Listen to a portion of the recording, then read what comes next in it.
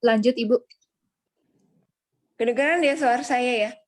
Kedengaran, Ibu. Tadi ada recording, nggak apa-apa. Lanjut, Bu. Sampai mana tadi? Boleh dari ayat 3, Bu. Apabila mereka mengatakan semuanya damai dan aman, maka tiba-tiba mereka ditimpa oleh kebinasaan seperti seorang perempuan yang hamil ditimpa oleh sakit bersalin. Mereka pasti tidak akan luput. Tetapi kamu, saudara-saudara, kamu tidak hidup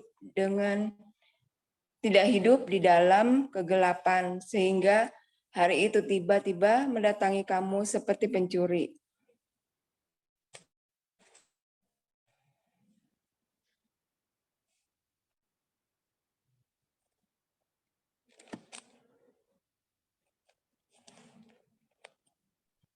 Ayat 5, Ibu. Ayat Ya. 5, Bu.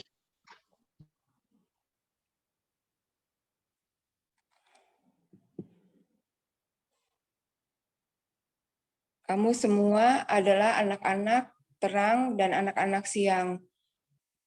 Kita bukanlah orang-orang malam atau orang-orang kegelapan. Sebab itu, baiklah, jangan kita tidur seperti orang-orang lain, tetapi berjaga-jaga dan sadar. Sebab mereka yang tidur waktu malam, dan mereka yang mabuk-mabuk waktu malam.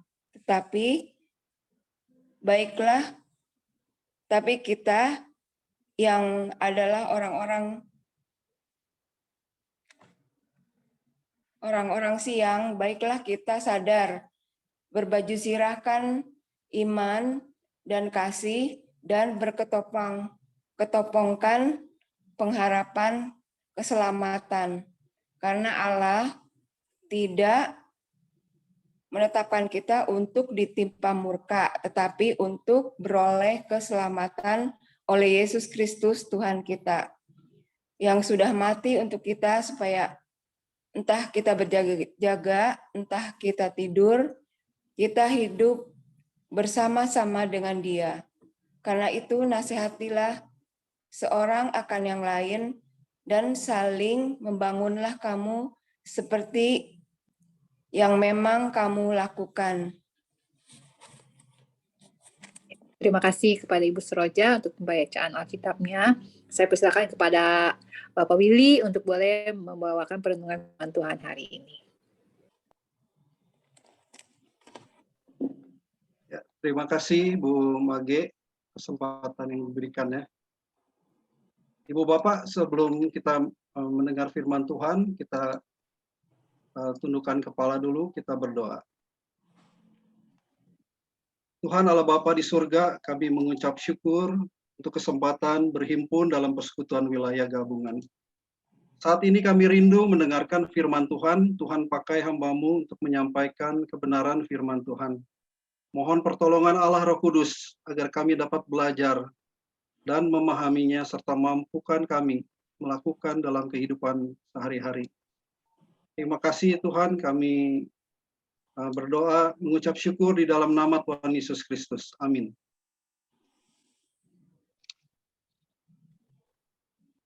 Saya tambahkan dulu ya pembacaan Alkitabnya dari 1 Tesalonika 4 ayat 16 sampai 17. Sebab pada waktu tanda diberi, yaitu pada waktu penghulu malaikat berseru dan sangkakala Allah berbunyi, maka Tuhan sendiri akan turun dari surga, dan mereka yang mati dalam Kristus akan lebih dahulu bangkit. Sesudah itu, kita yang hidup, yang masih tinggal, akan diangkat bersama-sama dengan mereka dalam awan menyongsong Tuhan di angkasa. Demikianlah kita akan selama-lamanya bersama-sama dengan Tuhan. Shalom Ibu Bapak, saudari-saudara semua. Mengenai kedatangan Tuhan Yesus yang kedua kali, ada kelompok orang Kristiani yang disebut eskatomania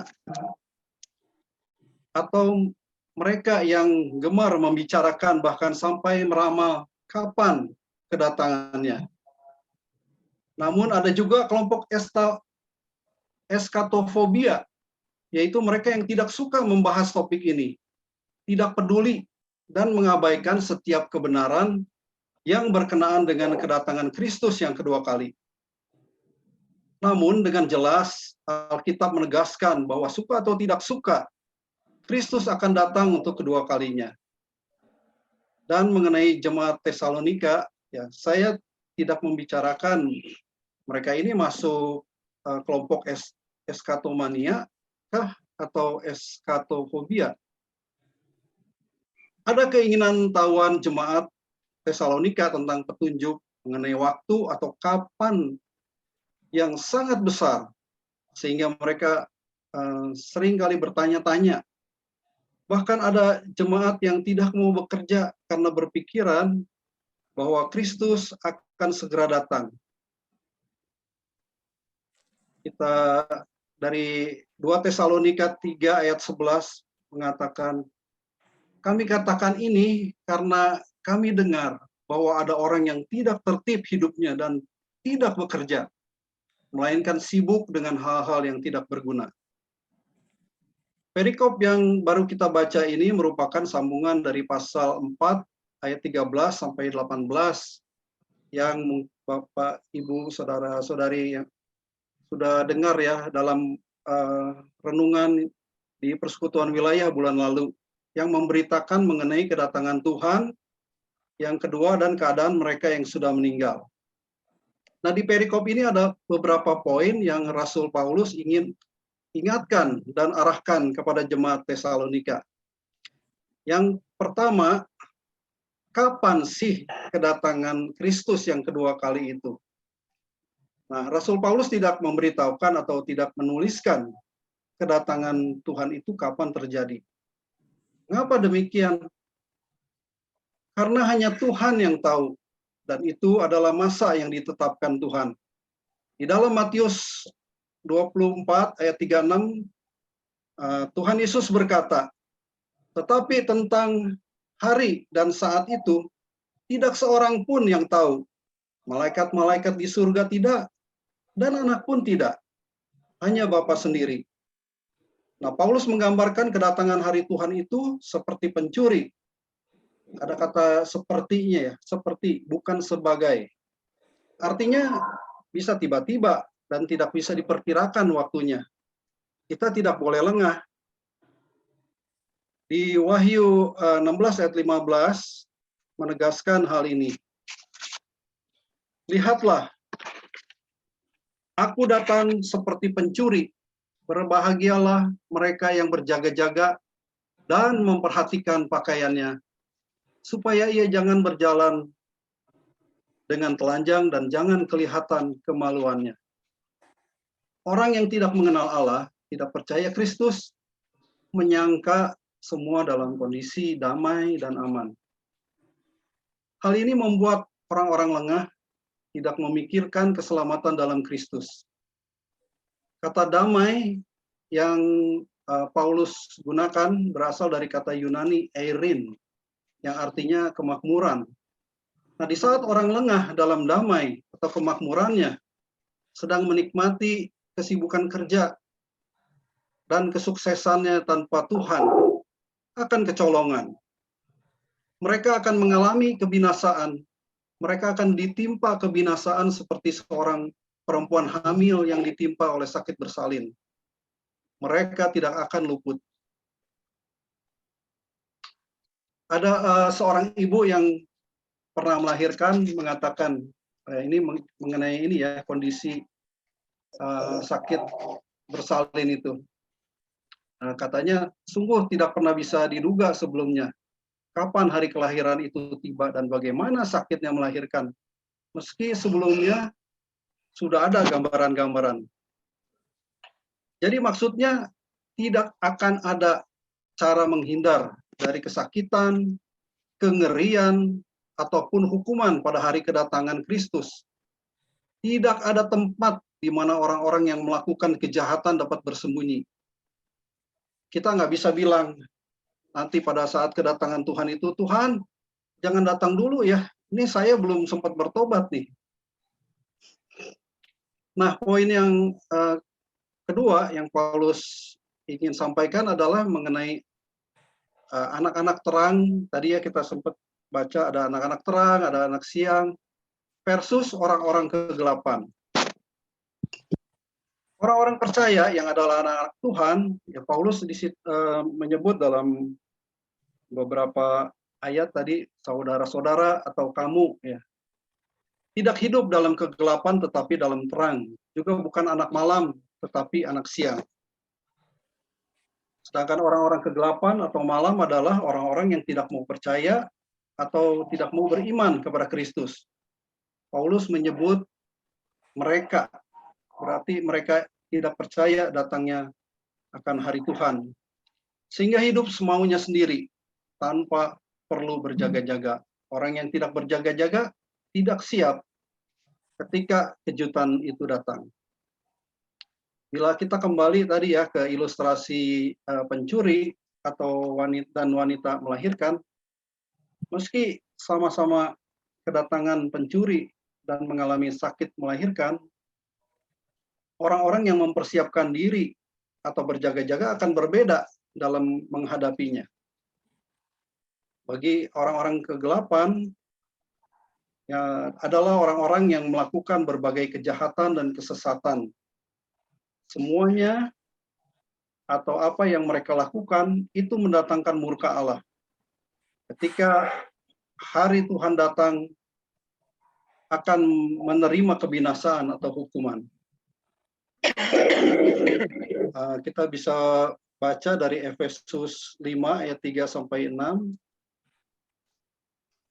Tetapi percabulan dan rupa-rupa kecemaran atau keserakahan disebut saja pun jangan di antara kamu sebagaimana sepatutnya bagi orang-orang kudus. Demikian juga perkataan kotor yang kosong atau yang sembrono. Karena hal-hal ini tidak pantas. Tetapi sebaliknya, ucapkanlah syukur. Karena ingatlah ini baik-baik. Tidak ada orang sundal, orang cemar, atau orang serakah. Artinya penyembah-penyembah berhala yang mendapat bagian di dalam kerajaan Kristus dan Allah.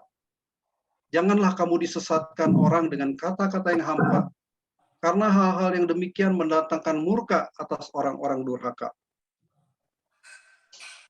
Dan anak-anak terang adalah anak-anak yang kekasih dan menjadi penurut Allah yang akan berbuahkan kebaikan, kebenaran, dan keadilan. Dari Efesus 5 ayat 1 dan 9 dan 10, kita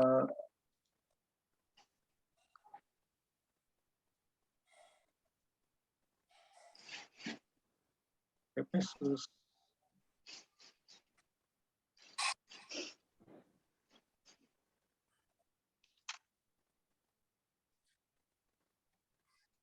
Bentar.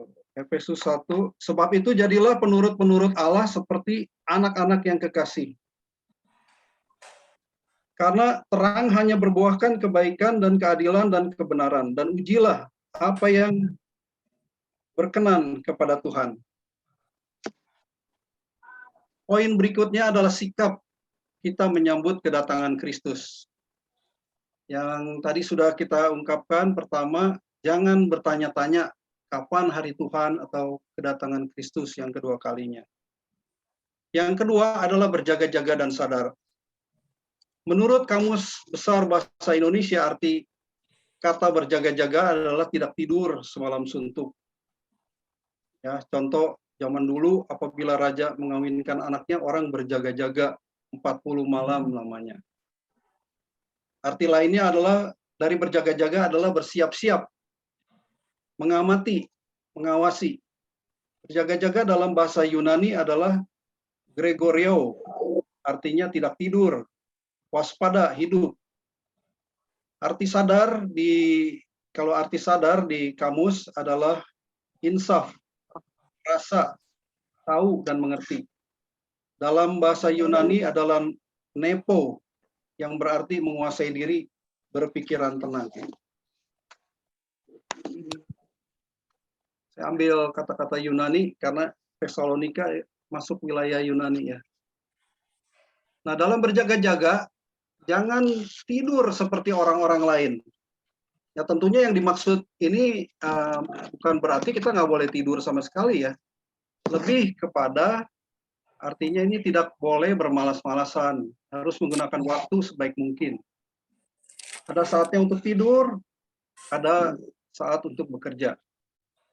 Contoh, mungkin satpam yang berjaga dan siap sedia di tempat kerja untuk melakukan pengawasan dan penjagaan.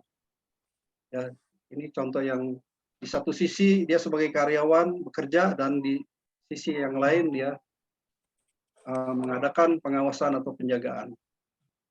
Pergunakanlah waktu dengan baik supaya masa yang diberikan Tuhan kepada kita ini tidak sia-sia, melainkan berguna dan berkenan Tuhan.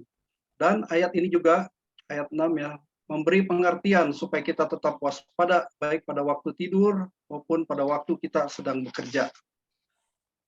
Di ayat 7, pemabuk menggambarkan lawan dari sadar. Orang mabuk kan ibu bapak biasanya tidak sadar ya dan tidak bisa menahan diri. Menahan diri biasanya dipertentangkan dengan hal makan dan minum yang berlebihan. Di sini menahan diri secara khusus dipertentangkan dengan kemabukan. Dalam Lukas 21 ayat 34, Tuhan Yesus memperingatkan murid-muridnya.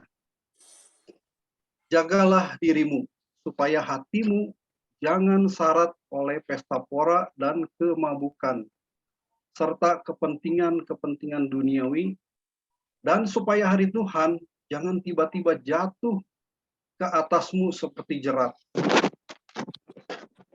Nah, poin berikut dari kita sikap menyambut kedatangan Kristus adalah perlengkapan untuk melindungi diri. Kita sadar ya bahwa dunia di sekeliling kita ini penuh godaan. Dan musuh-musuh rohani kita itu banyak, kuat dan jahat. Untuk itu kita perlu mempersenjatai diri kita dengan menggunakan baju sirah. Karena Paulus ini menggambarkannya dengan pakaian tentara Romawi ya. Baju sirah itu tentunya baju sirah yang dimaksud Paulus untuk orang-orang percaya adalah baju sirah rohani yang untuk menjaga, melindungi tubuh dan juga ketopong rohani untuk menjaga kepala. Dan kita juga perlu senjata rohani. Kita diberikan 3 senjata rohani yang dimiliki oleh orang Kristen, yaitu iman, kasih, dan pengharapan. Dengan perlengkapan dan senjata rohani yang lengkap, menambah keyakinan setiap prajurit Tuhan untuk menghadapi musuh tanpa takut.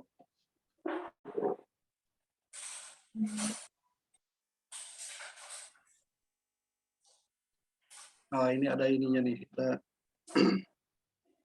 Mungkin udah sering ibu, bapak, saudara-saudari lihat ya mengenai ini pakaian orang-orang Romawi.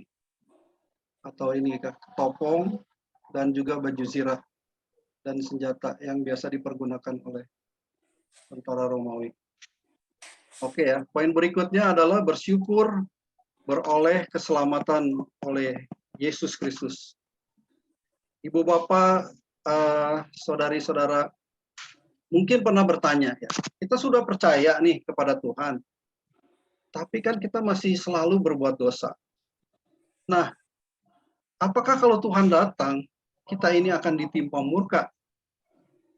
Nah, ini juga sering ya, saya juga bertanya-tanya. Nah, di ayat 9 dan 10, puji Tuhan ya, kita bersyukur Allah tidak menetapkan untuk ditimpa murka, yang adalah penghukuman pada hari Tuhan, tetapi untuk beroleh keselamatan oleh Yesus Kristus Tuhan kita, yang sudah mati dan bangkit bagi kita. Ada kalimat, entah kita berjaga-jaga, entah kita tidur ya di situ. Artinya ini kita tidak tahu apakah saat kedatangan Tuhan atau kedatangan Kristus yang kedua kali itu kita dalam kondisi masih hidup, ataukah kita dalam kondisi yang kita sudah mati, sudah dikubur atau sudah dikremasi. Namun biarlah di saat kita hidup maupun mati, kita senantiasa bersama-sama dengan Kristus. Ilustrasinya sebagai berikut nih. Ada seorang anak yang tidak mengerjakan tugas yang diberikan oleh bapaknya. Bapaknya marah dan memberikan hukuman kepadanya. Ya, anaknya disetrap. Anaknya disetrap, yang apalah ya, yang disetrap macam-macam mungkin. Namun sang bapak tentunya tetap mengakuinya sebagai anak. Haknya sebagai anak tetap diberikan. Kecuali jika anak itu sendiri yang menolaknya. Atau ibu bapak misalnya pernah menerima hadiah ya dalam mungkin ada perlombaan atau apa, menerima hadiah, dan tentunya hadiah itu menjadi milik bapak ibu. Bapak ibu boleh menerimanya dan mempergunakannya, bisa juga bapak ibu membuangnya. Dan poin berikutnya adalah saling menasehati dan membangun.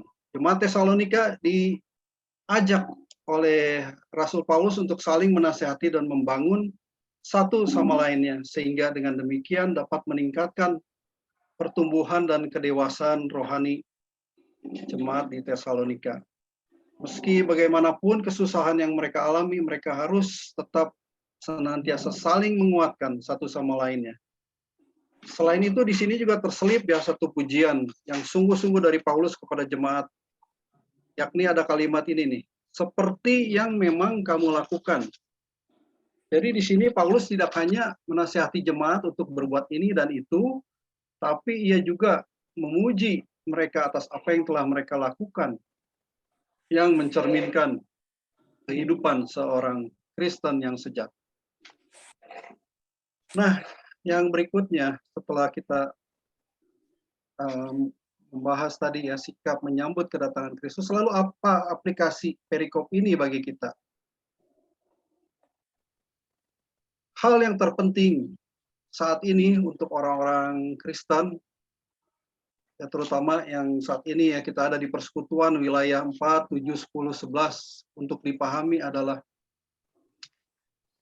bukan menghitung kapan langit itu terbuka, lalu kita nongkrong di depan rumah, melupakan segala sesuatunya, memandang ke langit, dan menunggu Kristus turun dari langit. Tetapi yang utama adalah, apakah kita memiliki iman yang hidup? Berani memihak kebenaran dan menolak hal-hal yang tidak benar. Memiliki hati yang tenang, ya jangan sedikit-sedikit galau, ngambek, dan selalu siap melayani. Sehingga saat kedatangan Kristus menghadirkan sukacita dan bukan saat-saat yang menakutkan. Pertanyaannya, sebagai anak-anak terang atau siang, apakah kita semua sedang berjaga-jaga, siap menjadi prajurit yang lengkap dengan segala persenjataan, dan siap untuk bertempur? Atau kita sedang lelap nih, tidur sambil ngorok?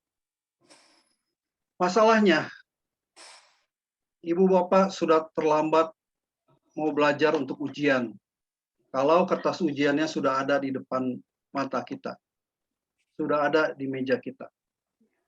Sudah telat kita siapin untuk beli gembok, CCTV, kalau harta rumah kita sudah lebih dulu dikuras oleh pencuri. Jangan seperti 5 anak darah bodoh yang harus kehabisan minyak, sehingga pada waktu kedatangan sang mempelai, saat di mana pelita tersebut benar-benar dibutuhkan, pelita mereka padam. Mereka harus cari ke sana kemari dulu mungkin untuk beli minyak, tapi mereka sudah terlambat untuk masuk ke dalam perjamuan kawin. Nah, sebagai kesimpulan atau ringkasan dari perikop ini, ya, Ibu, Bapak, saudari-saudara, saya ajak untuk kita bersama-sama membaca dari yang tertulis di sini ya, mengenai sikap menyambut kedatangan Kristus. Kita jalani dengan 5H atau 5 hidup.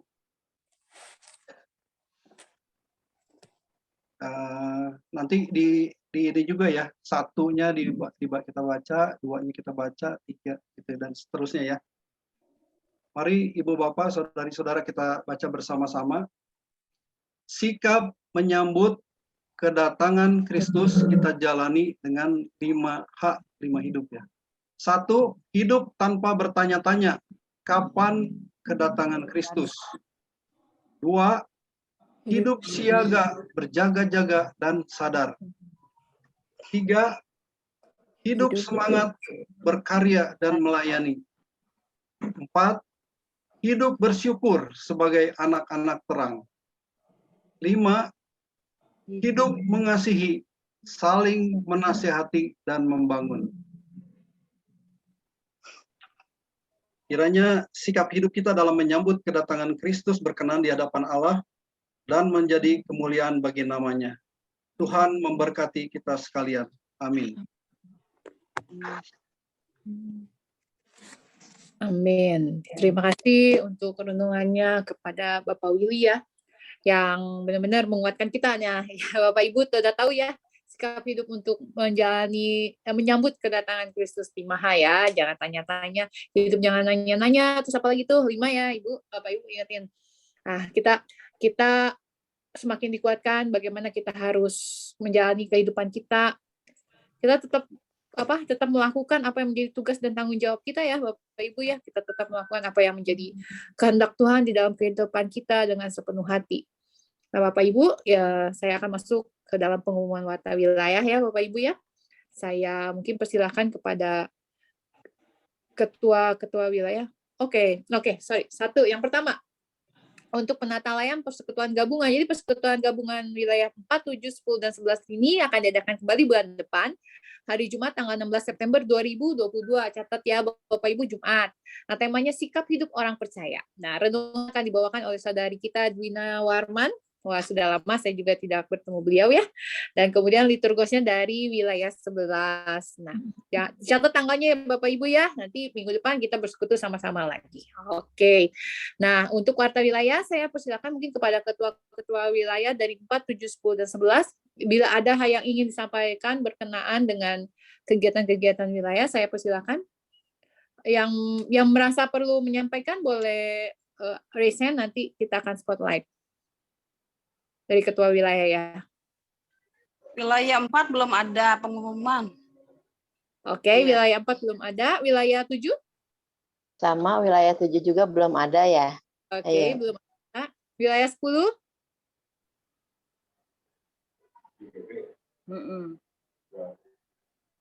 Wilayah 10 ada? Wilayah 10-11 idem sih belum ada pengumuman. Oke.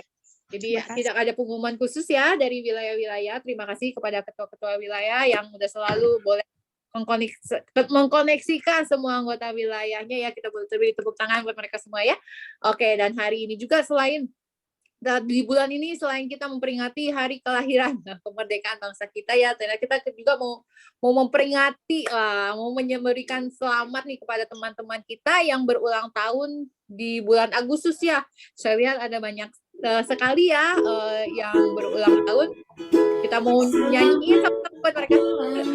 Ya, selamat ulang tahun kepada Tio Buenio, Judy Leonita kita, saudara Altius Orlandi, Bapak Agustus, Bapak Ridrian Leonardo, Bapak Augusto, Dodi Leopardo, Christina, Agus Posasi, Frederick Dwi Putra, Ilya Mato Adian, Natua Tuti, Priscilla, Junadi, Bapak Junadi, Alfred, Sualinyo, Lydia Barnabi, Marlina, Vincent, Lati Pranata, Vicky, Handi Rahman, Sanyo, Malaysia India, Anyol,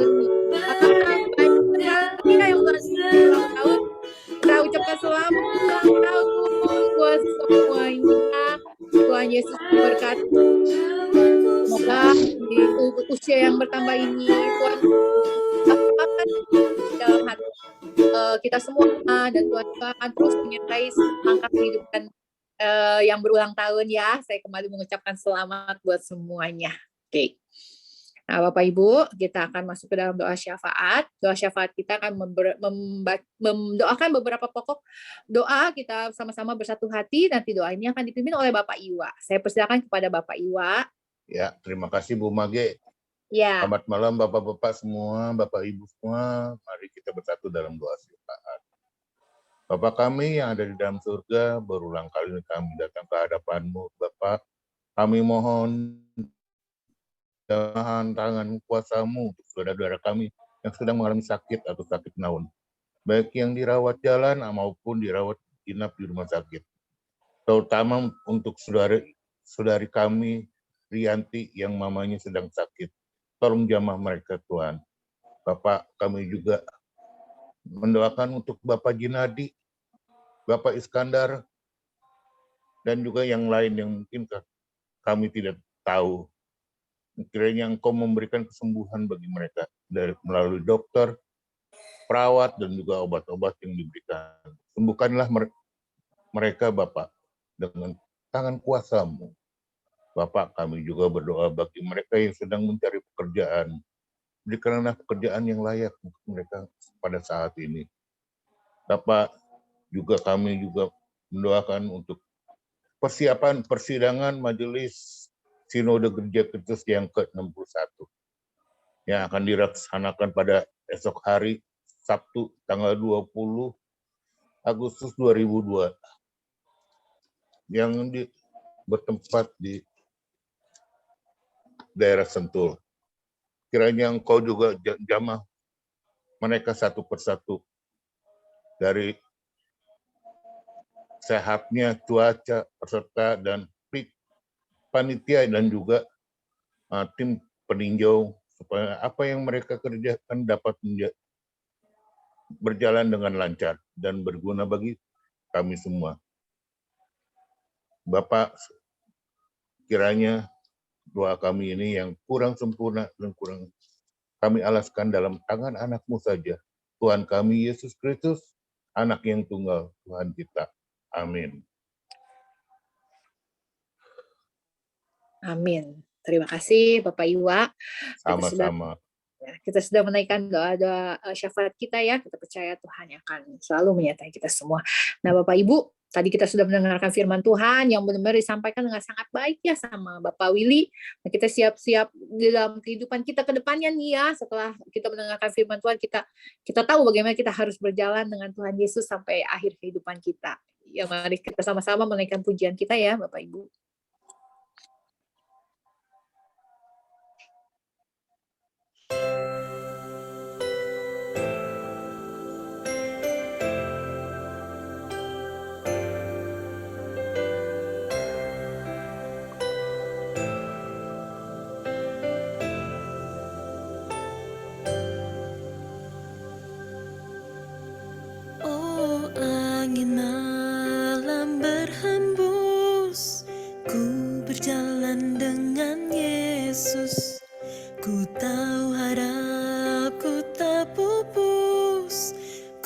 Berjalan dengan Yesus, firman-Nya pelita kakiku dan terang bagi langkahku. Kemanapun ku diutus, terus ku berjalan dengan Yesus. Setiap nafas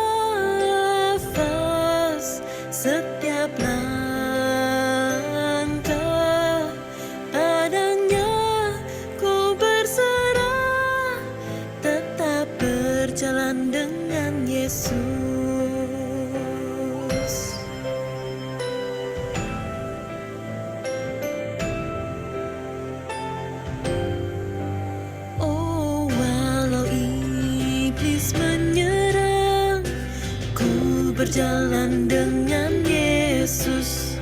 Dialah yang maju berperang. Ku berjalan dengan Yesus. Dia yang beriku pembelaan. Siapa yang dapat melawan? Sebab diriku telah Dia tebus. Maka ku berjalan dengan Yesus. Setiap nafas, setiap langkah padanya ku berserah. Tetap berjalan dengan Yesus.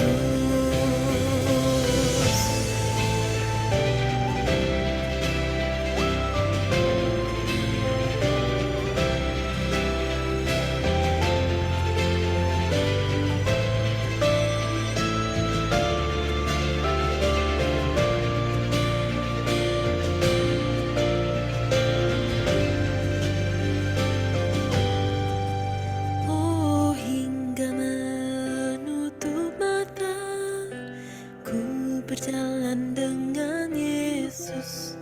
Kirang ku pandang akhirnya, sungguh indah wajah Yesus. Rumah kekal aku pulang setelah rindu yang panjang.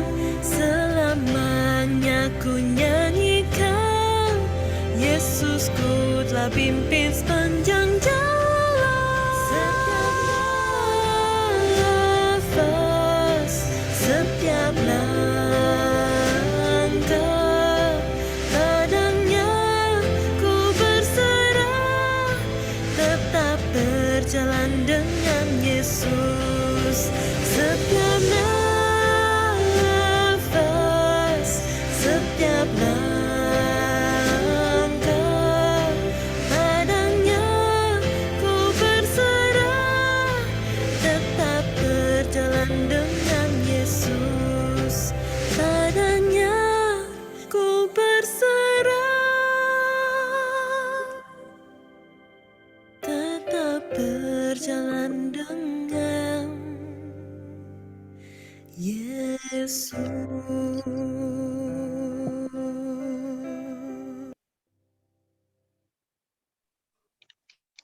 Ya, Bapak Ibu, demikian pujian yang indah yang mengingatkan kita untuk selalu berjalan dengan Tuhan Yesus sampai akhir kehidupan kita ya Bapak Ibu ya. Kita akan masuk ke dalam pengutusan dan berkat. Saya persilakan kepada Bapak Handri untuk memberikan pengutusan dan berkat bagi kita semua. Ya, terima kasih Mage. Bapak Ibu, mari kita bersatu hati dalam doa, lalu kita akan masuk di dalam menerima berkat Tuhan. Mari kita berdoa. Allah Bapa kami di dalam surga, kami bersyukur Tuhan untuk persekutuan pada malam hari ini di bulan Agustus ini.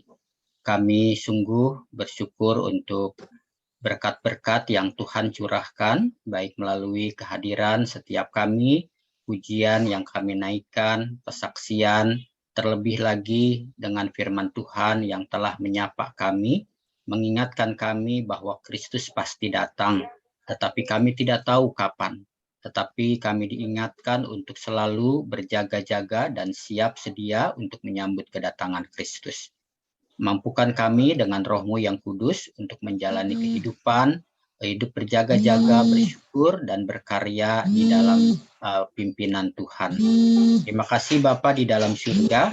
Saat ini kami juga teringat untuk beberapa saudara yang berulang tahun pada bulan Agustus ini. Kiranya Tuhan Engkau menolong supaya kasih-Mu, pimpinan dan penyertaan-Mu Engkau nyatakan bagi anak-anak-Mu yang berulang tahun pada bulan Agustus. Satu persatu namanya telah kami baca, Engkau mengetahui ya Tuhan. Kami menyerahkan mereka semua ke dalam pimpinan Tuhan. Tuhan memberkati kesehatan mereka, kehidupan pribadi mereka. Tuhan berkati usaha pekerjaan, pelayanan. Tuhan berkati keluarga mereka. Tuhan berkati cita-cita, harapan, dan masa depannya, esok dan selanjutnya. Terima kasih Tuhan, kami percayakan saudara-saudara kami yang berulang tahun ke dalam pimpinan pertolongan dan berkat Tuhan. Dan kiranya mereka semua dan kami juga boleh selalu setia di dalam mengikut dan mengiring Tuhan. Terima kasih Bapak, sebentar kami mengakhiri persekutuan kami malam hari ini. Kami mohon Tuhan memberkati kami satu persatu, pribadi lepas pribadi, keluarga lepas keluarga, dengan berkat Tuhan yang selalu beserta dengan kami. Saudara-saudara kekasih Tuhan, arahkanlah hatimu kepada Tuhan dan terimalah berkat-Nya. Tuhan memberkati engkau dan melindungi engkau. Tuhan menyinari engkau dengan wajah-Nya dan memberi engkau kasih karunia. Tuhan menghadapkan wajah-Nya kepadamu dan memberi engkau damai sejahtera. Dalam nama Bapa dan Anak dan Roh Kudus. Amin.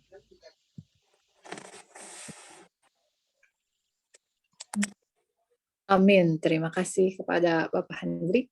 Kita akan menutup persembahan kita hari ini.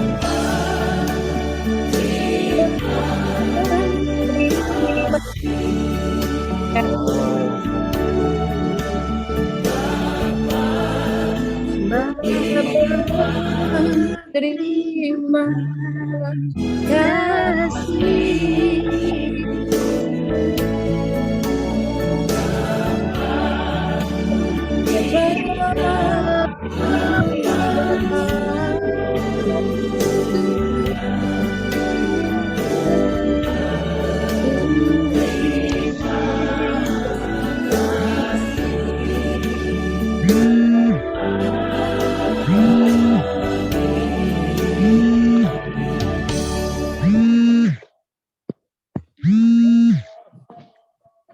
Mari Bapak Ibu kita memasuki saat teduh kita sejenak.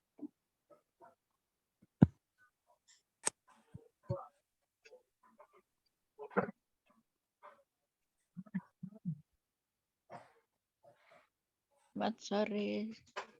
Saat teduh selesai. Terima kasih untuk kehadirannya Bapak Ibu dalam persekutuan hari ini, kepada penata layan yang sudah melayani, kepada Bapak Willy, Ibu Seroja dan Bapak Iwa.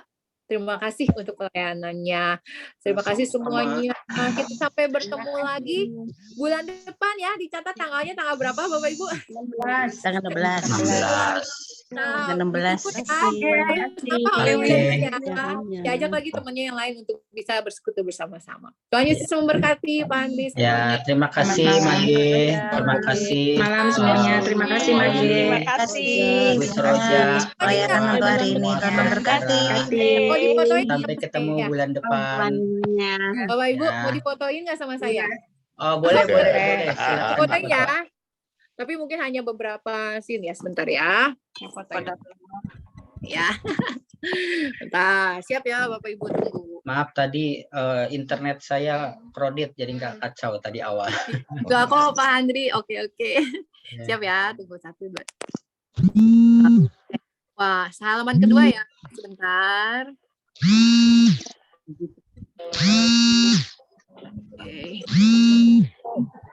Oke, sudah semua. Oke, terima kasih.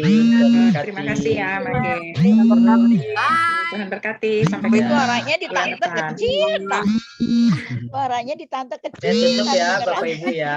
Yuk, ketemu ya. Ya, selalu. Ya.